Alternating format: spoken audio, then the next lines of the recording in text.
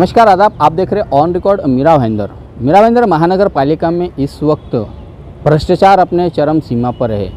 रोज़ नए नए भ्रष्टाचारों का खुलासा किया जा रहा है, चाहे फिर वो नगर सेवक कर रहे हो या सामाजिक कार्यकर्ता कर रहे हैं। एक ऐसा ही भ्रष्टाचार को उजागर किया है मीरा भाईंदर शहर के आरटीआई एक्टिविस्ट और सामाजिक कार्यकर्ता कृष्ण गुप्ता ने।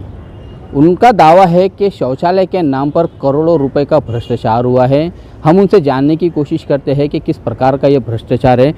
कृष्ण गुप्ता जी, आपने हाल ही में कुछ शिकायतें की है अलग अलग जो बड़े संवैधानिक पद पर बैठे, जैसे राष्ट्रपति है या एंटी करप्शन ब्यूरो है, ऐसे कौन कौन सी जो यंत्रणा है जहाँ पर आपने शिकायत की है कि शौचालय के नाम पर बड़ा भ्रष्टाचार हो रहा है? क्या है ये पूरा मामला, ज़रा हमारे दर्शकों को बताइए।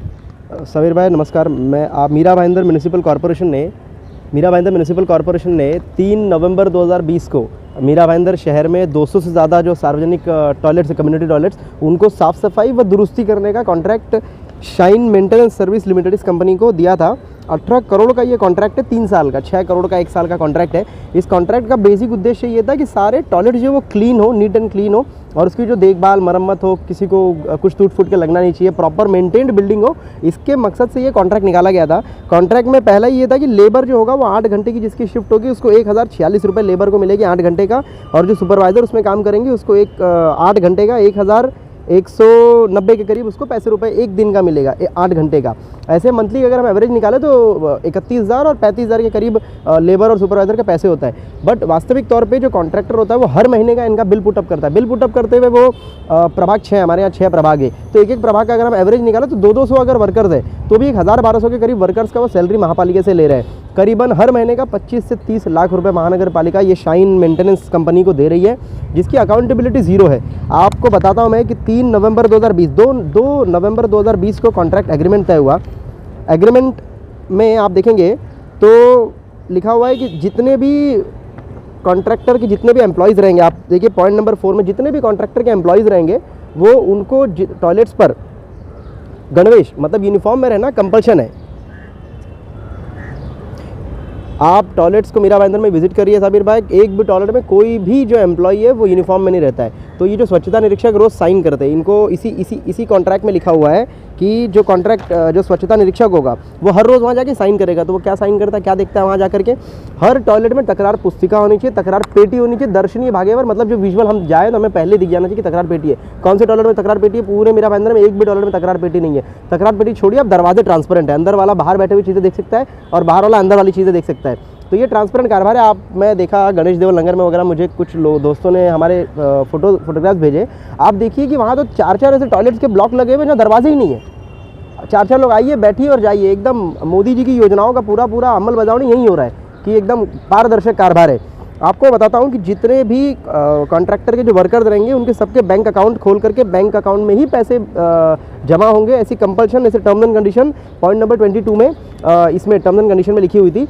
वेयरएज आप मीरा भाईंदर म्यूनिसिपल कॉर्पोरेशन ने जितने भी इस कंपनी को बिल पास करे हैं उन सब बिलों में पहले ही पॉइंट में लिखा हुआ है कि हमने शासन निर्णय है फरवरी 2019 का, हमने उस जीआर को फॉलो किया हुआ है। वो जीआर ये मैंडेट करता है कि बिना पीएफ, ईएसआईसी, डब्ल्यूटी, इन सब डिटेल्स के बिना बिल सैंक्शन ही नहीं होगा।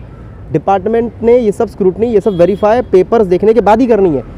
ये सब देखने के बाद ही डिपार्टमेंट से पैसे इशू करनी है। वेयरएज नवंबर में कॉन्ट्रैक्ट मिला, नवंबर, दिसंबर, जनवरी, फरवरी, मार्च, 5 महीने। मार्च महीने के 23 तारीख को, 23 मार्च को कॉन्ट्रैक्टर ने अपने कंपनी के मार्फत एक लेटर लिखा आयुक्त महोदय को कि उनके पास उनके अंडर काम करने वाले वर्कर्स की डिटेल्स नहीं है, इसके लिए उन्होंने ईपीएफ, ईएसआईसी नहीं भरा है।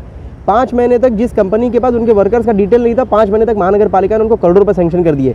किस बिना पे कि आरोग्य विभाग ने क्या देख करके उनको सैंक्शन किया पैसा? जिस व्यक्ति का पीएफ नहीं, ईएसआईसी भरा ही नहीं है, उनको आपने पैसे सैंक्शन कैसे किए?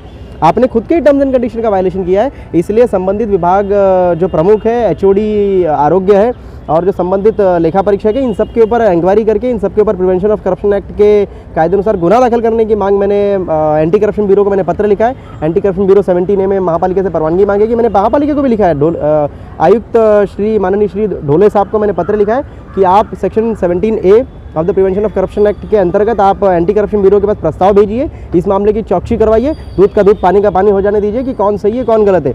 मीरा भाईंदर म्यूनिसिपल कॉर्पोरेशन ने इस कॉन्ट्रैक्टर को कॉन्ट्रैक्ट देने के बाद में वो मात्र 100 से 150 लोगों को ही ऑनलाइन पेमेंट अकाउंट में करता है। हमारे पास एविडेंसेस है, बिना एविडेंसेस हम बात नहीं कर रहे।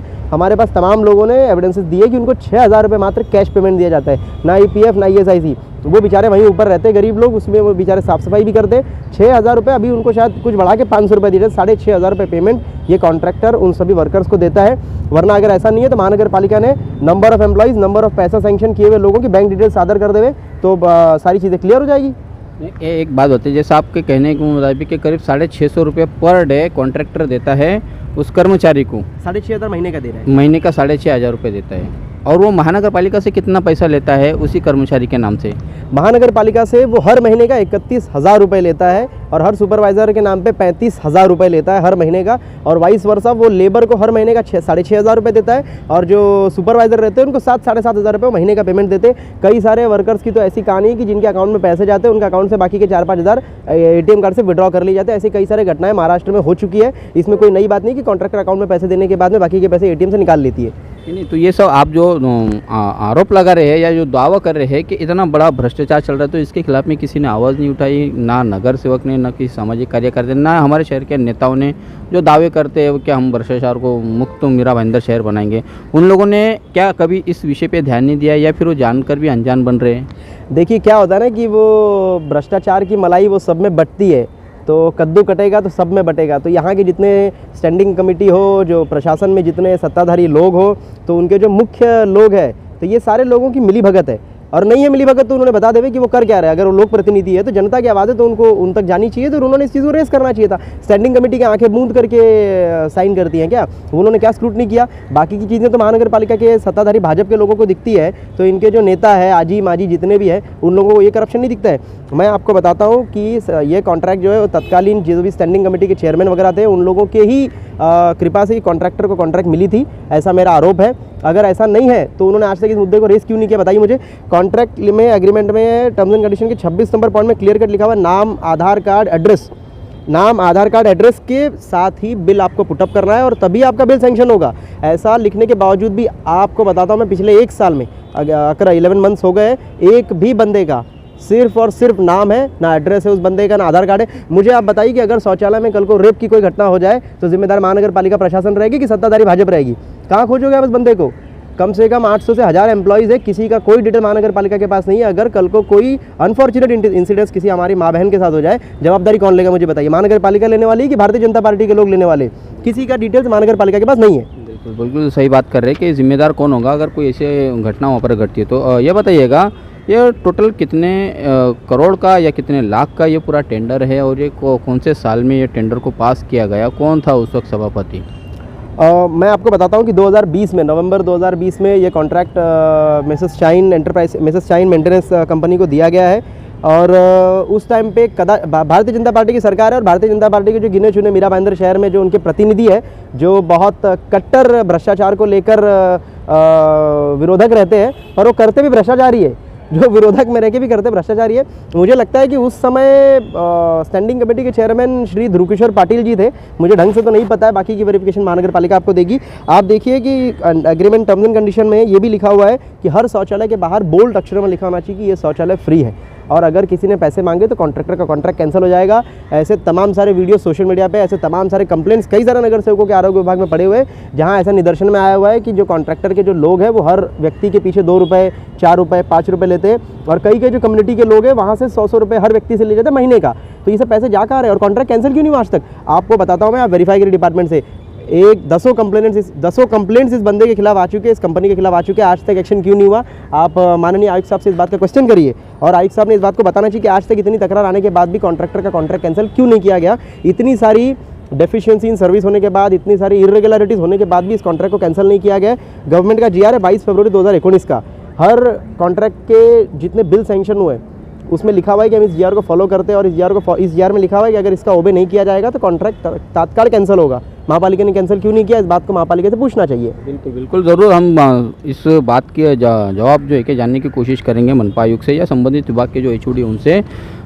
ये बताइएगा कृष्ण गुप्ता जी कि आपने जो शिकायत की है राज्यपाल को की है, एंटी करप्शन ब्यूरो को की है, लोकायुक्त को की है, आपकी शिकायत का अगर निराकरण नहीं होता है तो फिर इस शौचालय के मुद्दे पर आपका स्टेप क्या होगा? क्या आप खामोश हो जाएंगे इस मुद्दे पे अगर आपको लगता है कि न्याय नहीं मिल पा रहा है तो? मैं आपको बताता हूँ कि मैंने आज तक जो तकरार करी है, मैं किसी में खामोश नहीं होता हूँ। हर तकरार में मेरी आज तक जितनी तकरारें गई हैं उन सब में आउटपुट आई है, उन सब में रिजल्ट्स आए। रिजल्ट ओरिएंटेड मैं काम करता हूँ, इस मामले में भी रिजल्ट ओरिएंटेड काम होगा। आप देखिए मीरा रोड रेलवे स्टेशन पे एक पैन पार्क इसी तरीके का था, हमने उसके खिलाफ कंप्लेंट की। 4 महीने 5 महीने तक कंटिन्यूस कंप्लेंट करने के बाद उसका कॉन्ट्रैक्ट कैंसिल हुआ। 70 लाख रुपये उस कॉन्ट्रैक्टर के जमा हुए। बस स्टॉप का एडवर्टीजमेंट का स्कैम ऐसे था, हमने कॉन्ट्रैक्टर से 20 लाख रुपये भरवाए। तो हम कभी भी रिजल्ट नॉट ओरिएंटेड काम नहीं करते, हम रिजल्ट ओरिएंटेड काम करते हैं। इस मामले में निश्चित तौर पर कार्रवाई होगी, हमारे पास एविडेंस है, हम मेरिट में है। और अगर मेरिट में अगर हमारी मुद्दे नहीं है तो इट इज़ वेरी क्लियर, आयुक्त साहब ने सारे एविडेंसेस एक दिन लगाना चाहिए अपने दालन में और सबके सामने दिखा देना चाहिए कि 800 वर्कर है, 800 लोगों की बैंक स्टेटमेंट है और 800 लोगों का हम पीएफ ईएसआई सारी डिटेल्स है।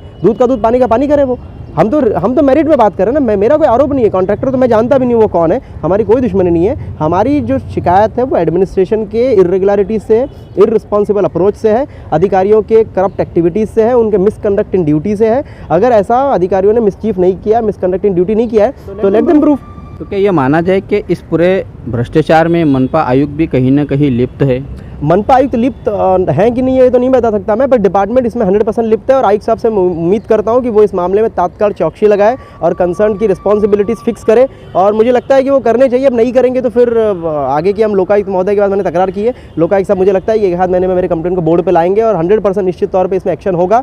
और मैं गारंटीड बताता हूँ रिजल्ट ओरिएंटेड होगा इसमें। और अगर मैं इस बात का बहुत एग्री करने वाला बंदा हूँ कि अगर मेरे कंप्लेंट में कहीं कोई दम नहीं है, मेरिट नहीं है, तो मुझे महापालिका बता दे और विद एविडेंसेस बता दे, सबके सामने बता दे कि ये नंबर ऑफ एम्प्लॉइज़ है, नंबर ऑफ एम्प्लॉइज़ का ये बैंक स्टेटमेंट है, नंबर ऑफ एम्प्लॉइज़ का ईपीएफ ईएसआईसी, मेरा इतना ही मुद्दा है। और साफ़ सफाई मैं सीना ठोक के बोलता हूँ, किसी भी शौचालय में जाइए, पूरे के पूरे मीरा भाईंदर के सारे शौचालय गंदे पड़े, महिलाओं को बैठने जैसे जगह नहीं बचे। हम लेडीज़ टॉयलेट में जा नहीं पाते, इसके लिए लेडीज़ की तो पता नहीं, पर जेंट्स टॉयलेट तो पूरे भद्दे पड़े हुए। तो उसका हम आंकलन लगा सकते हैं, ये लेडीज़ टॉयलेट की भी हाल वही होगी। अब लोक प्रतिनिधि इसमें क्या कर रहे हैं वो तो भगवान ही जाने। इस पूरे मुद्दे पे आपको भी कहीं ना कहीं मैनेज करने की कोशिश की गई होगी या ऐसा कोशिश हो सकता है भविष्य में हो, तब आपका क्या स्टैंड रहेगा? देखिए कि मैं जब कंप्लेन करता हूँ तो मुझे मैनेज करने जैसी कोई बात नहीं होती, क्योंकि हम वो चुनिंदे उन लोगों में से नहीं है जो कंप्लेन करें और फिर मैनेज करके सेटलमेंट करके पीछे हो जाए। हम कंप्लेन करते हैं, रिजल्ट्स लाते हैं और पारदर्शक कार्यवाही के लिए, ट्रांसपेरेंसी के लिए हम काम करते हैं। और आज तक हमारे कामों में कभी हमको किसी ने हम प्रेशर हमें आए नहीं आए, हम प्रेशर के बीच में पड़ते नहीं हैं। हम जो ट्रांसपेरेंसी के लिए चीज़ें होती है, जो गुड गवर्नेंस के लिए चीज़ें होती है, we fight for that and we get results. बहुत बहुत धन्यवाद। एक आखिरी सवाल का जवाब दीजिएगा कृष्ण गुप्ता जी के हाल ही में महानगर पालिका ने माय MBMC ऐप इसका उद्घाटन किया है, जिसमें महानगर पालिका दावा कर रही है कि करीब 41 किस्म की आप इस पर शिकायतें कर सकते हैं। 41 किस्म के अलग अलग जो मामले हैं विभागों के, उनसे जुड़े हुए उन मामलों का भी यहाँ पर निराकरण किया जाएगा। कहाँ तक ये सक्सेसफुल रहेगा, उसको कितनी कामयाबी मिलेगी इस ऐप को, और लोगों को भी कहाँ तक न्याय मिलेगा इस ऐप के माध्यम से? देखिए मैं आपको बताता हूँ कि यहाँ तो लोक प्रतिनिधि के ही कंप्लेंट्स पर एक्शन महापालिका लेती नहीं है, तो ये मुझे लगता है कि डबल स्टैंडर्ड बिहेवियर कॉर्पोरेशन का है। आप एक कंप्लेंट डालिए यहाँ कॉर्पोरेशन के बाहर टपाल कक्ष में, आपको रिप्लाई नहीं मिलेगा। Transfers charters and delay act का सेक्शन 10 कहता है कि कोई भी कंप्लेंट पे 45 डेज में तो रिप्लाई मिलना चाहिए, और अगर कोई बहुत बड़ा मसला हो तो 90 डेज में फाइनल डिसीजन मिलना चाहिए। आप डाल के देखिए कंप्लेंट, किसी को रिप्लाई नहीं मिलता है। तो ये ऐप और ये तमाम चीज़ें आपने सरकार पोर्टल है गवर्नमेंट की, जीमेल पे गवर्नमेंट कहती है कि आप ईमेल करो, ईमेल पे एक्शन हो जाएगा। किसी मामले में एक्शन होता नहीं है। हम तो आयुक्त साहब को लिख के थक गए कि transfer charters and delay act के तहत आप अपने अधिकारियों पर कार्रवाई करो, वो करते नहीं है। फिर हम कहते हैं कि गवर्नमेंट का GR है, 2014 का 13 का, जो मैंडेट करता है कि कोई भी कंप्लेंट 45 डेज तक ही आप पेंडिंग रख सकते हो, उसके बाद आप पेंडिंग नहीं रख सकते हो। और अगर डिपार्टमेंट्स अगर बहुत सारे उसमें अगर इंक्लूडेड रहेंगी तो 90 days is the maximum time limit to keep any of the complaint pending. आप बताइए मेरे को कॉर्पोरेशन में कौन सी कंप्लेंट को 90 डेज में रिप्लाई मिलता है? किसी को नहीं मिलता है। हम आयुक्त महोदय को बार बार विनंती कर रहे हैं, मैंने आयुक्त महोदय को 10 पत्र लिख चुका हूँ कि आपके डिपार्टमेंट्स के अधिकारियों की रिस्पॉन्सिबिलिटी फिक्स करिए। वो कंप्लेंट उपायुक्त मुख्यालय के पास भेजते, उपायुक्त मुख्यालय उस कंप्लेंट को आस्थापना अधीक्षक के पास भेजते। आस्थापना अधीक्षक सुनील यादव साहब है, he is good for nothing, वो कुछ करते ही नहीं है। उनके पास कभी भी जाओ, कर तो वो 6 महीने से एक तकरार भी तो करते रहते। अब वो करतो का करूँगा या फिर कब होगा, अब वो तो आयुक्त साहब बताएंगे यार, अब वो तो भगवान जाने। नहीं, तो ये बताइएगा कि ये जो माय MBMC ऐप, ये जो ऐप जिसको लॉन्च किया है हाल में ही, तो इसका लोगों को फ़ायदा होगा या नहीं होगा? मेरा क्लियर कट कहना है कि जो गवर्नमेंट के जो अवेलेबल रिसोर्सेज है, जीमेल है, जो लोग यहाँ डायरेक्टली राइटिंग में एप्लीकेशंस करते हैं, जो लोग आपले सरकार पोर्टल पे करते हैं, जो फ्री है, जिसका रिस्पॉन्सिबिलिटी गवर्नमेंट उठा रही है, एटलीस्ट उन ऐप्स पे तो आप लोग काम कर लो। ये माय MBMC ऐप खोला, इसमें अननेसरी महापालिका के पैसे वेस्ट हो रहे हैं। अगर पैसे नहीं वेस्ट हो रहे हो तो 100% एक नहीं, ऐसे 10 ऐप्स ओपन होने चाहिए, पर अगर इसमें पैसे लग रहे हो तो कहीं ना कहीं फिर इसमें भी भ्रष्टाचार की बू आने लगेगी फिर तो 100%। बहुत बहुत धन्यवाद हमसे बात करने के लिए। ये थे सामाजिक कार्यकर्ता और RTI एक्टिविस्ट कृष्ण गुप्ता, जिन्होंने शौचालय के मुद्दे पर अपनी ठोस भूमिका दिखाते हुए कहा है कि वो इस मुद्दे को अंजाम तक का लेके जाएंगे और इसमें जो भ्रष्टाचार जो किया जा रहा है, चाहे फिर वो सत्ताधारी और मनपा प्रशासन के भ्रष्ट अधिकारियों की मिलीभगत से क्यों ना हो, उस भ्रष्टाचार को इन्होंने सामने तो लेकर आया है, उसका पर्दाफाश तो किया है, लेकिन उस भ्रष्टाचार पर अब किस तरह से काबू पाया जाएगा और कैसे उस पूरे भ्रष्टाचार की जांच होकर दोषियों पर कार्रवाई की जाएगी, ये आने वाले समय में पता चलेगा। यहाँ पर तो साफ दिखाई देता है कि कृष्ण गुप्ता अपने इस स्टैंड पर कायम है कि वो इसे अंजाम तक ज़रूर लेके जाएंगे कि जो भ्रष्टाचार किया जा रहा है, मेसर्स शाइन इंटरप्राइजेस नामक जो कंपनी है जिसे ये ठेका दिया गया है, उसमें भी जो हमें सूत्रों से जानकारी मिली है कि सत्ताधारी एक नगर सेवक उसमें पार्टनर है और उन्हीं के चलते ये इस पूरे भ्रष्टाचार को अंजाम दिया जा रहा है। देखना है कि इस पूरे मामले में मनपा आयुक्त क्या भूमिका लेते हैं, क्या वाकई में वो इस भ्रष्टाचार पर काबू पाएंगे या फिर जो आवाज़ें आती रहती है कि मनपा आयुक्त भी कहीं ना कहीं लिप्त होते हैं भ्रष्टाचार को अंजाम देने में, ये भी साबित हो जाएगा मनपा आयुक्त के इस निर्णय के बाद में कि वो क्या कदम उठाते हैं। इसके अलावा महानगर पालिका ने हाल ही में माय MBMC ऐप नामक जो ऑनलाइन एक ऐप का उद्घाटन किया है, उस उद्घाटन पे लोगों को कितना फ़ायदा होगा ये भी आने वाले समय में पता चलेगा। बहरहाल मीरा भाईंदर महानगर पालिका में जो भ्रष्टाचार अपने चरम पर दिखाई दे रहा है, अब उसकी आवाज़ें भी उठने लगी है, उसके खिलाफ में लोग खड़े होने लगे हैं। क्या वाकई में मीरा भाईंदर स्वच्छ सुंदर महानगर पालिका बनेगी या भ्रष्टाचार का गढ़ ही कहलाती जाएगी, ये हमें आने वाले वर्षों तक साफ हो पाएगा।